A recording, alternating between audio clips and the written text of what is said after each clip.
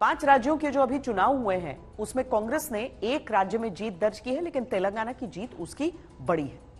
इसके अलावा इससे पहले जब विधानसभा के चुनाव हुए तो वहां पर कर्नाटक में कांग्रेस ने जीत दर्ज की और उत्तर भारत में हिमाचल प्रदेश में भी कांग्रेस ने जीत हासिल की थी। पर कर्नाटक और हिमाचल के चुनावों के समय विपक्ष का जो रुख रहा कांग्रेस को लेकर और अब हिंदी पट्टी के 3 राज्यों में हार के बाद जो रुख रहा है उसमें जमीन आसमान का फासला है। अब जो साथी दल हैं वो कांग्रेस को हिदायत भी दे रहे हैं।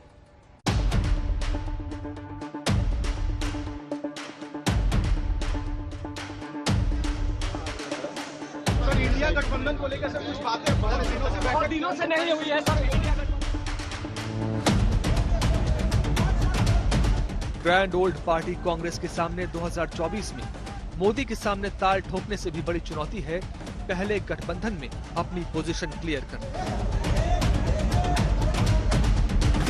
3 राज्य हारी तो साथियों ने आईना दिखाना शुरू कर दिया। जो एक अहंकार होता है किसी भी राजनीतिक दल में, वो अहंकार उनको डुबा लेता है। हम चाहते हैं कि कांग्रेस बढ़नी चाहिए, कांग्रेस की ताकत बढ़नी चाहिए। हमारे अलायंस में कांग्रेस एक ऐसी पार्टी है जो एक बड़ी पार्टी है और 100 से भी ज्यादा सीटें वो जीत सकती है। जब नतीजे सामने आए तो मां सिवाय तेलंगाना के उनकी बाकी बातें जो हैं वो बेबुनियाद साबित हुई। ना वो छत्तीसगढ़ बचा सके, ना वो मध्य प्रदेश वापस जीत सके और ना वो राजस्थान दोबारा जीत पाए। इंसान सब एक से होते हैं। अति आत्मविश्वास और एरोगेंस, घमंड, ये बर्बाद कर देता है। इंसान किसी का घमंड बर्दाश्त नहीं करता, ऊपर वाला भी नहीं करता। असमंजस में है गठबंधन के साथ ही कांग्रेस की विश्वसनीयता पर सीधे और तीखे सवाल भी, और गठबंधन में कांग्रेस की भूमिका पर स्पष्टीकरण भी चाहते हैं। सवाल उठता है कि कांग्रेस गठबंधन के लिए जरूरी है या मजबूरी। ये माना भी जा रहा था और कांग्रेस की तरफ से जिस तरह के बयान आ रहे थे उससे ये समझा भी जा सकता था कि अगर कांग्रेस का प्रदर्शन विधानसभा चुनाव में अच्छा रहता तो गठबंधन में सीट शेयरिंग पर वो अधिक मुखर होते। हालांकि उसकी जीत से विपक्ष को भी एक नई ऊर्जा मिलती एनडीए के खिलाफ। लेकिन अब जब कांग्रेस बुरी तरह हारी है तो मोदी को हटाने का विपक्षी गठबंधन का काम और मुश्किल हो गया है।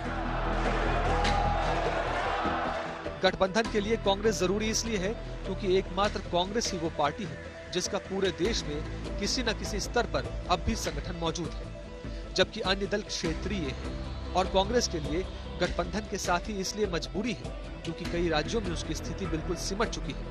ऐसे में क्षेत्रीय दल साथ आकर बड़ी ताकत बन सकते हैं। अगर आप पूरे देश में क्रिटिकल एनालिसिस करें, माननीय अखिलेश यादव जी की बात को अगर बड़ी पार्टियों ने तस्लीम किया होता, 2 मुख्य बातें उन्होंने कही। एक, उन्होंने कहा कि जिस राज्य में जिस पार्टी का प्रभुत्व है वो वहां की राजकीय पार्टियों को साथ लेकर गठबंधन बनाए। उस पे काम नहीं हुआ। देखिए, अभी मध्य प्रदेश और राजस्थान के चुनाव, छत्तीसगढ़ के चुनाव में समाजवादी पार्टी और आम आदमी पार्टी ने उम्मीदवार उतारे थे, तो मुझे लग रहा है कि यह सत्ता में ज्यादा हिस्सेदारी, सीटों में ज्यादा हिस्सेदारों की लड़ाई है और कांग्रेस को ये स्पेस देना नहीं चाहते और यह गठबंधन इसी तरह सत्ता के लिए झगड़ता रहेगा, सीटों के लिए बंटवारों में झगड़ता रहेगा। गठबंधन की अगली मीटिंग संभवतः 17 तारीख को होगी और उसमें सबसे अहम मुद्दा रहने वाला है सीट शेयरिंग। सवाल ये उठता है कि कांग्रेस इसमें क्षेत्रीय दलों के साथ खुद को कैसे पेश करेगी, 4 राज्य हारी हुई पार्टी की तरह या गठबंधन की बड़ी पार्टी के तौर पर। दोनों ही सूरतों में गठबंधन की सूरत तय हो जाएगी। गठबंधन इंडिया की शुरुआत से ही ये योजना रही है कि जो दल जहां मजबूत है वहां गठबंधन के बाकी साथी उसे समर्थन दें और अपने अपने व्यक्तिगत कद को एक तरफ रखते हुए गठबंधन धर्म निभाएं। अगर ये फॉर्मूला रहा तो कांग्रेस को सोचना पड़ेगा, क्योंकि 80 लोकसभा सीटों वाले यूपी में वो कमजोर है जबकि समाजवादी पार्टी मजबूत है, यानी उसे समाजवादी पार्टी के पीछे खड़ा होना पड़ेगा। दूसरे नंबर पर महाराष्ट्र है, 48 लोकसभा सांसद देने वाला राज्य।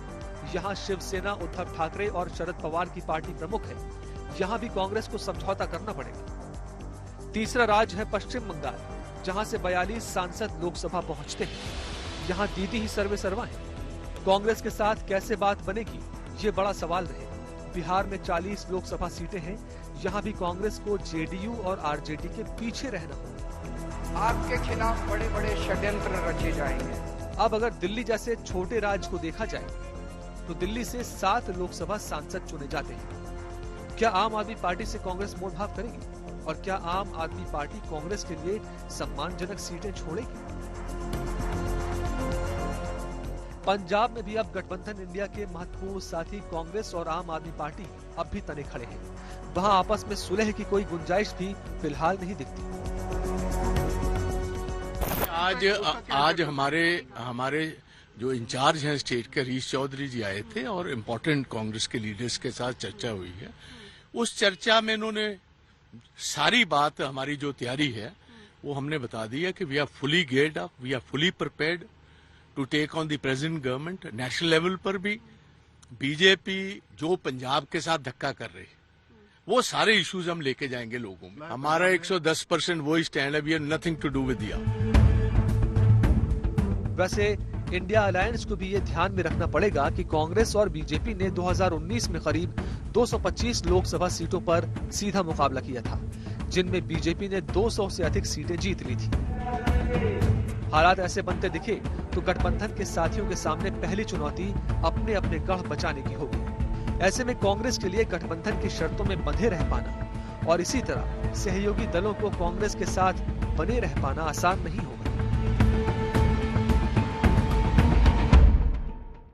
2019 से जब लोकसभा चुनाव का समय आता है तो मोदी वर्सेस ऑल की बात होने लगती है, लेकिन जब इंडिया गठबंधन का गठन हुआ था उस समय से बीजेपी ने इस सवाल को थोड़ा और पैना कर दिया है कि मोदी के सामने विपक्ष के पास कौन सा एक ऐसा नेता है जिसके नाम पर चुनाव लड़ा जाएगा। ऐसे में इंडिया गठबंधन की तरफ से हमेशा यह जवाब दिया जाता रहा कि नेता और नेतृत्व की बात आगे सोच ली जाएगी, लेकिन इस बीच अलग अलग दलों की तरफ से अपने अपने नेताओं के नामों को आगे करने का क्रम भी शुरू हो चुका है।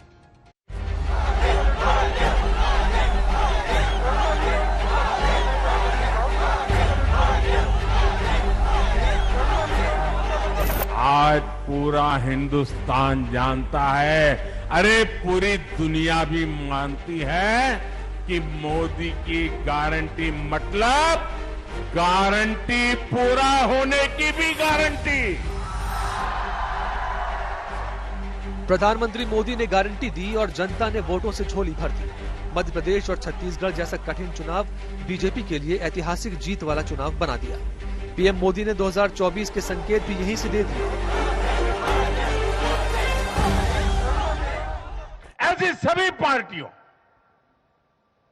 ऐसी सभी पार्टियों को आज गरीबों ने चेतावनी दी है, सुधर जाइए,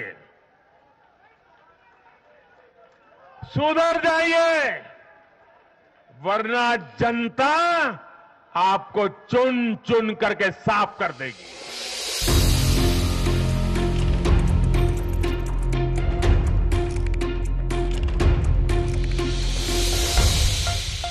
अब सवाल ये उठता है कि गठबंधन इंडिया में किसकी आवाज का नेतृत्व होगा, जिसकी गारंटी पर देश की जनता वोट डालेगी।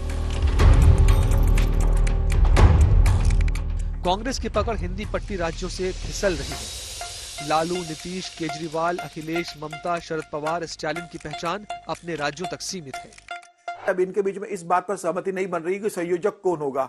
नीतीश कुमार चाहते हैं कि उन्हें संयोजक बनाया जाए, अरविंद केजरीवाल चाहते हैं कि उन्हें संयोजक बनाया जाए। कांग्रेस सबसे बड़ा दल है तो कांग्रेस चाहती है कि मल्लिकार्जुन खड़गे या राहुल गांधी या कांग्रेस की तरफ से कोई संयोजक बने। मुझे लगता है कि संयोजक के नाम पर इनमें सहमति नहीं बन रही है और इनके अंदर सबसे बड़ी दुविधा यह है कि प्रधानमंत्री का चेहरा कौन होगा। संयोजक देते हैं तो इन्हें प्रधानमंत्री मोदी के सामने कोई चेहरा जनता के बीच देना होगा कि एक तरफ प्रधानमंत्री है तो उनके सामने आपका उम्मीदवार कौन है।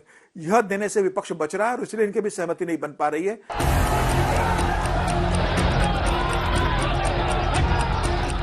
बीजेपी पहले से ही राष्ट्रीय स्तर पर चुनाव अभियान पर है।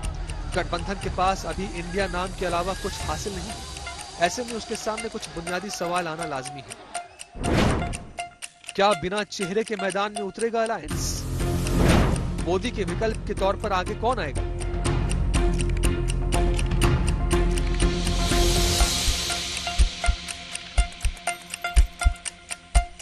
आप मुझसे पूछेंगे तो मैं तो चाहूंगी अरविंद केजरीवाल जी हो प्रधानमंत्री के उम्मीदवार भी। और समाजवादी पार्टी का हर कार्यकर्ता क्यों नहीं चाहेगा कि उनका नेता एक पीएम की कुर्सी तक पहुंचे और किसी न किसी दिन पहुंचेंगे। बीजेपी के पास जनता से कहने के लिए साफ है कि उसके पास मोदी है। गठबंधन को अभी जनता के बीच ये विश्वास जताना बाकी है कि वो मोदी हटाओ के अलावा क्या विजन देश के सामने रखना चाहते हैं। कुछ दिनों बाद 2024 की लड़ाई 2024 में ही पहुंचने वाली है। हर दिन घमासान होने की उम्मीद